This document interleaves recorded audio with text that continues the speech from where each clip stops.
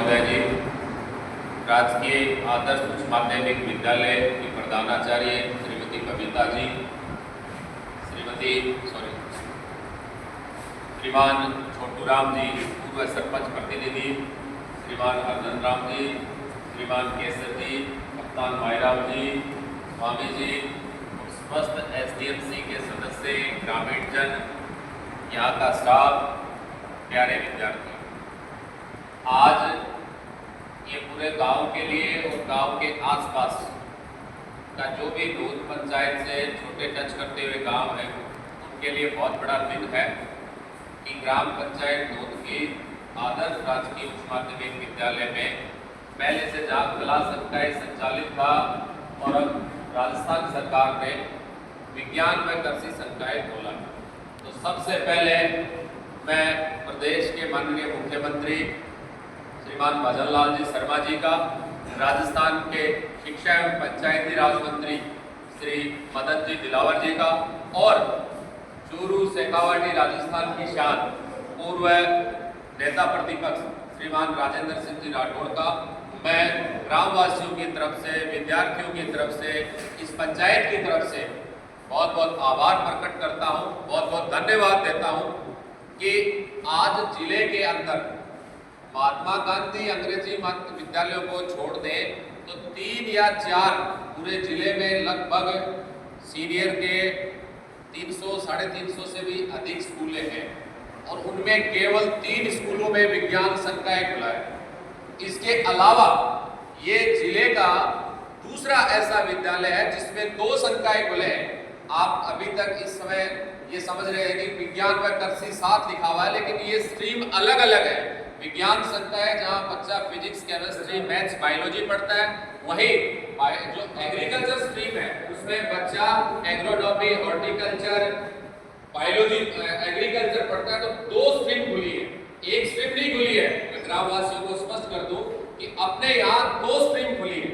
दूसरा मैं बच्चियों के लिए कहना चाहूंगा कि गाँव की नहीं, शहर की, गाँव की कोई भी ग्रामीण हो या शहरी बच्ची हो, यदि वो एग्रीकल्चर में कक्षा 11वीं व 12वीं में प्रवेश लेती है तो प्रति वर्ष सरकार की तरफ से 15,000 रुपए की प्रोत्साहन राशि प्रत्येक बच्ची को मिलती है। न उसमें जाति का बंधन है, SC, ST, OBC, EWS, general सबको प्रति वर्ष 15,000 रुपए की स्कॉलरशिप एट प्रेजेंट 15,000 है। ये स्कॉलरशिप बढ़ने वाली है, 30,000 तक भी जाएगी। जो बच्ची यहाँ 11वीं कक्षा में एडमिशन लेगी उसे सरकार 15,000 रुपए प्रोत्साहन राशि देगी। जैसे ही वो BSc एग्रीकल्चर करती है तो सरकार उसे 25,000 रुपए प्रति वर्ष प्रोत्साहन राशि देती है। जैसे ही वो MSc में जाती है तो 40,000 रुपए, अगर एग्रीकल्चर से कोई बच्ची हमारी MSc करती है तो 40,000 रुपए की प्रोत्साहन राशि मिलती है। और अगर वो बच्ची गेट के थ्रू PhD करती है तो आप 80,000 रुपए की स्कॉलरशिप प्राप्त करते हैं। मैंने ये एग्रीकल्चर के लिए आज से नहीं 15 साल पूर्व, क्योंकि मेरी श्रीमती बाला कुमारी जो एग्रीकल्चर से पढ़ी है और उनसे मैंने सीखा है कि एग्रीकल्चर का जो स्कोप एट प्रेजेंट जो अपने इंडिया में, राजस्थान में है, सबसे हाईएस्ट ग्रोथ है स्कोप्स में एग्रीकल्चर स्ट्रीम की। तो ये तो मैं ग्रामवासियों को बता दूं कि ये सबके लिए है, बच्चियों के लिए, लड़कियों के लिए 15,000 की स्कॉलरशिप है। अपने यहाँ 11वीं में कोई बच्ची अगर एग्रीकल्चर लेगी तो उसे 15,000 की स्कॉलरशिप मिलेगी। दूसरा, अगर हमारी संख्या होती है, ये कहीं नहीं लिखा है कि आप फिजिक्स, केमिस्ट्री, बायोलॉजी ही चला सकते हैं, आप फिजिक्स, केमिस्ट्री, मैथ्स नहीं चला सकते, ऐसा नहीं है। फिजिक्स, केमिस्ट्री तो दोनों में स्ट्रीम में आएगी। रही बात बायोलॉजी और मैथ्स की, वो सरकार पद सर्जित करती है। आज अगर हमारी बच्चियों ने 7 बच्चियों ने मैथ्स लिए, 4 बच्चियों ने बायोलॉजी ली है, तो ये नहीं है कि सरकार तो पढ़ाना चाहती है। तो सरकार का ध्येय ये है कि यहाँ से बच्चा निकल के IITian बने, साइंटिस्ट बने, अच्छा एग्रीकल्चर का साइंटिस्ट बने, डॉक्टर बने। और उसके लिए ये है कि गांव के अंदर भी भजन लाल सरकार जी की जो मंशा है, जो विचार है, वो ये है कि गांव के बच्चे भी डॉक्टर, इंजीनियर और IITian बने। ये बड़ा खुशी का दिन भी है कि अपने यहाँ गांव से पहला IITian बनने जा रहा है। धर्मपाल जी का लड़का पहला IITian होगा ग्राम पंचायत का, जो IIT बॉम्बे से कंप्यूटर साइंस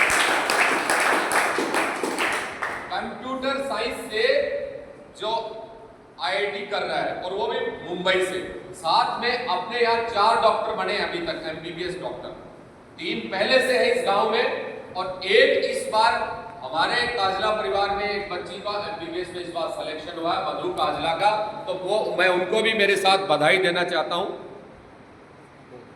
अभी नहीं,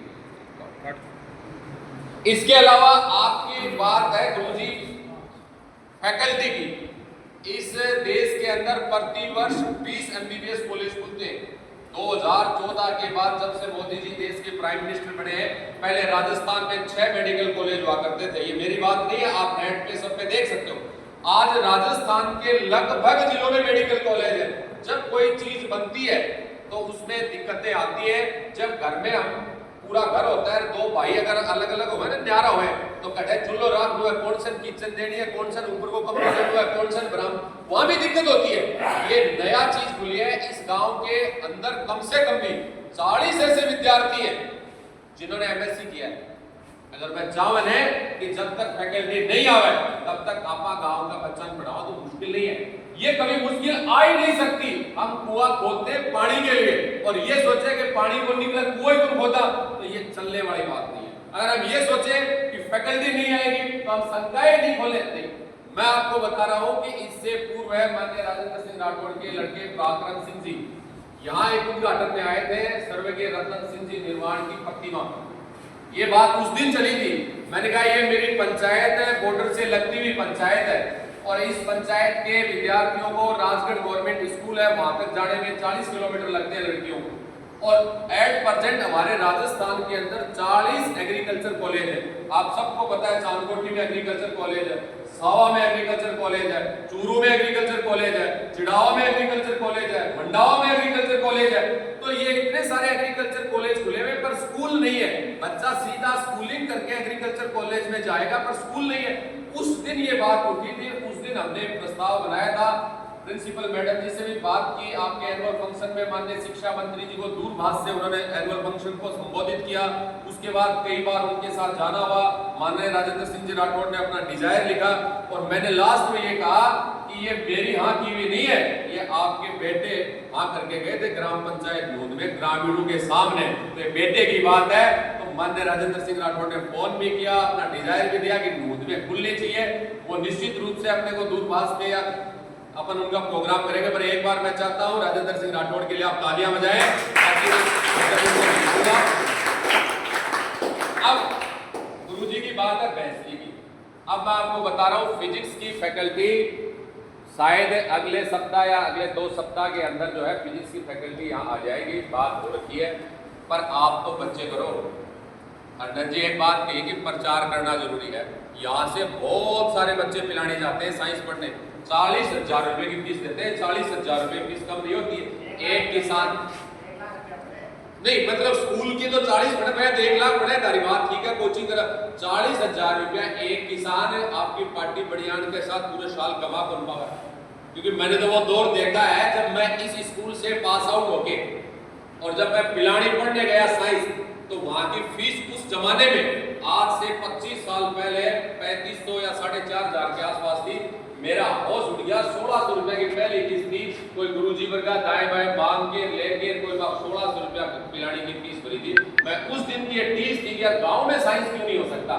आज राठौड़ साहब से, शिक्षा मंत्री जी से, भदन लाल जी शर्मा जी के जो विकास का विजन है उसके माध्यम से साइंस स्कूल मिला है। मैं तो सबको, स्टाफ को, ग्रामीणों को धन्यवाद देता हूँ। हम पॉलिटिक्स करते हैं लेकिन पॉलिटिक्स मुद्दों की करते हैं, डेवलपमेंट की पॉलिटिक्स नहीं करते हैं। डेवलपमेंट की जो आदमी पॉलिटिक्स करेगा तो वो आगे नहीं बढ़ पाएगा। अच्छे डेवलपमेंट भी करिए, काम अच्छा हो रहा है तो इसको और आगे बढ़ाएं। इस नूंद में 4 ट्यूबवेल स्वीकृत कराए राजेंद्र सिंह राठौड़ ने, जिसमें 1 ट्यूबवेल बन गया, 2 की वित्तीय स्वीकृति आ गई है। एक तो जुझार सिंह जी के यहाँ बढ़ेगा, एक निर्वाणु की ढाणी में बढ़ेगा। 3 सड़क पास की है इस पंचायत के लिए, बता रहा हूँ। एक 40 लाख रुपए की है, एक 46 लाख की है, एक 48 लाख की है। एक काजलू की ढाणी से मावराज के पास सड़क जो है 650 750 मीटर है, 40 लाख रुपए तो उसके स्वीकृत हुए। एक किसान सेवा केंद्र से लेके निर्वाणु की ढाणी तक, या मक्का राम जी के घर से लेके निर्वाणु की ढाणी तक, और एक अलग जो सड़क है वो अभी उसके ऊपर सस्पेंस है कि जो सड़क का टुकड़ा है अपन उसको स्वादू की ढाणी वाले को ले या कोई दूसरी जगह ले, ताकि ग्रामीणों को सुविधाएं हो। मैं किस पार्टी से बिलोंग करता हूं, किस जाति से बिलोंग करता है, ये कोई मायने नहीं रखता। मायने ये रखता है कि अगर मैं इस मिट्टी के लिए तनिक भी कर रहा हूं तो वो मेरा एक सामाजिक सरोकार है। अगर आनंद जी ने जीवन में 100 पेड़ लगाए हैं या 1 पेड़ लगाए, लेकिन ये महत्वपूर्ण है कि आज वो पेड़ जिंदा है और उसको छाया दे रहा है। अगर आपने किसी का 1 रुपए की भला किया है, लाख रुपए की किया है, ये महत्वपूर्ण है, लेकिन आपके दिमाग में अगर भलाई किया है तो निश्चित रूप से इस देश का भला होगा, इस गांव का भला होगा। आज आप फैकल्टी की बात करने का आज दिन नहीं है, आज तो धन्यवाद जी का दिन है। आप समय आने तो मैं बच्चियों से कहना चाहूंगा, हर स्ट्रीम में आप तो विद्यार्थी करो महेंद्र जी, आपकी जो समस्या है ना मैथ्स और बायोलॉजी वाली, ये वहां दिक्कत होती है जहां बच्चे नहीं बनते।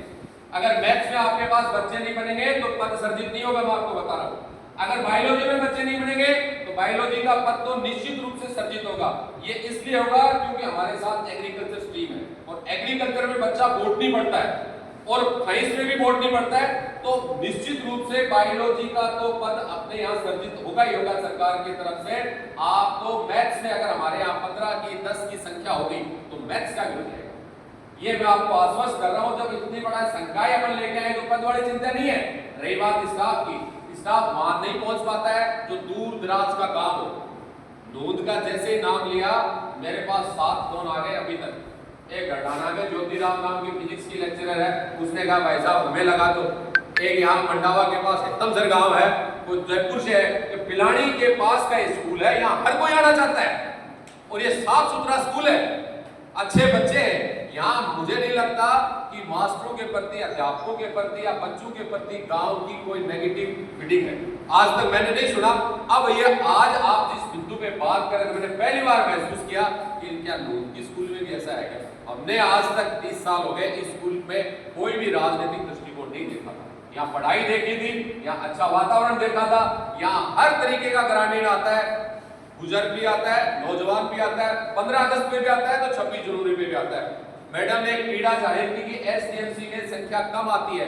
ये अगर संख्या कम आती है तो आप उन लड़कों को चुनाव करें, उन लोगों का चुनाव करें एसडीएमसी में जो एक्टिव है। अब हमारे धर्मपाल जी जैसे एक्टिव लोगों का करें। आपने पुराने लोगों का अगर चयन कर रखा, नहीं आते 2 मीटिंगों में नहीं आते तो दूसरे बदलो।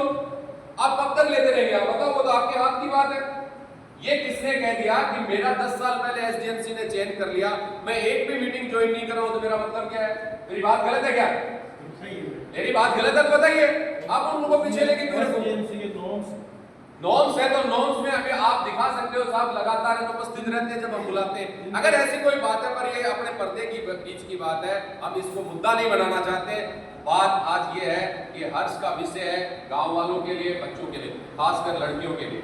आप जहां भी आपके जो सीनियर हैं जो अभी 10th पास किया है, आप उनको एग्रीकल्चर दिलाएंगे, 15,000 की स्कॉलरशिप मिलेगी। ये मैं आपको कह रहा हूँ, स्कॉलरशिप बढ़ती जाएगी। सरकार का बड़ा विजन है। बहुत सारे तो जी आपके बेटे ने भी डॉक्टर की है, वेटनरी की है, बहुत सारे ऐसे बच्चे मिल जाएंगे। मैं आपको कह रहा हूँ, आपको बायोलॉजी के लिए या मान लो केमिस्ट्री के लिए दिक्कत नहीं आएगी। गेस्ट फैकल्टी का सारा इंतजाम कर रहे हैं, आप बच्चों का इंतजाम कर दीजिए। वो सोच मत रखिए कि कल क्या होगा, हम क्यों सोचे आग लगेगी, हम क्यों सोचे कि फैकल्टी नहीं आएगी। मानते हो नहीं मानते हो? और ये किसने कहा है? सरकार जब सब कुछ कर रही है, जब आपके गांव के लिए इतना किया है। अब 3 चीजें हैं, आज ग्रामवासी बैठे हैं। एक गांव में पीएचसी की घोषणा हुई थी, उस समय माननीय राजेंद्र सिंह राठौड़, आप सबको पता है, हेल्थ मिनिस्टर थे। वो हेल्थ मिनिस्टर बदल गए, वो प्रोसेसिंग में रही और प्रोसेसिंग भी वो एंड पे था, लेकिन राजनीतिक कारणों से वो पीएचसी नहीं मिल पाई। आज भी मेरे को केसर जी ने बताया उसका कार्रवाई चल रही है। एक गांव के अंदर अटल योजना के अंदर लाइब्रेरी बन रही है, ई लाइब्रेरी, जिसमें गांव के बच्चे वहां पढ़े। उसमें राज्य विधानसभा में 7, 10 जो भी पहले चरण में जोधपुर और भरतपुर का नंबर है, जहां क्या है कि बच्चों को सुविधाएं दी जाती है। तो इस तरीके की कई सारी ऐसी योजनाएं यहाँ पर कोशिश करते हैं कि नूंद में आए, नूंद के अंदर वो केंद्र बने, वो सेंटर बने, वहां ग्रामवासी जाके अखबार का है कुछ वोट पढ़ सके। लेकिन ये सब तब होता है जब अपन आगे से ऑपरेट करते हैं, ऑपरेशन देते हैं। अब आज आपने बुलाया है मैडम, सच्चे मन से बुलाया है। आप जब भी बुलाते हो कुछ ना कुछ अच्छा सही करके जाते हैं। आपको मैं कह रहा हूँ 10 या 15 दिन में एक फैकल्टी तो देखो आपकी आ जाएगी। रही बात बाकी की, आप एक एडमिशन करो। गेस्ट फैकल्टी के तौर पे किसी भी तरीके बहुत सारे नए लोग यहाँ आएंगे, जो पद खाली है जाएंगे या नहीं आएंगे वो अभी समय है। जैसे ही ट्रांसफर का दौर शुरू होगा निश्चित रूप से कुछ बदलाव आपको देखने को मिलेंगे, नए लोग आएंगे, नई फैकल्टी आएगी, सबका भला होगा। पर आप भी सबका भला करने की सोचें, अच्छा करने की सोचें। 2 आंखों से नहीं, एक शिक्षक को तो 100 आंखों से देखना चाहिए। अगर 40 विद्यार्थी हैं तो 40 मतलब 80 आंखें जो है उसको देख रही है। मैं पुनः आपके प्रति कृतज्ञता व्यक्त करता हूँ, आपका आभार भी देता हूँ और धन्यवाद भी प्रकट करता हूँ कि मान्यता बुलायो अब यह माला पहनाई। अब मेरा इसमें तनिक भर रोल है, आप सबका रोल है, राठौड़ साहब का, शिक्षा मंत्री जी का और खासकर भजनलाल जी शर्मा जी का और राधे श्याम जी जो हमारे शर्मा जी हैं, इनकी सरकार है। इस सरकार में कुछ भी संभव है, कुछ भी हो सकता है। सबका बहुत बहुत धन्यवाद, बहुत बहुत धन्यवाद।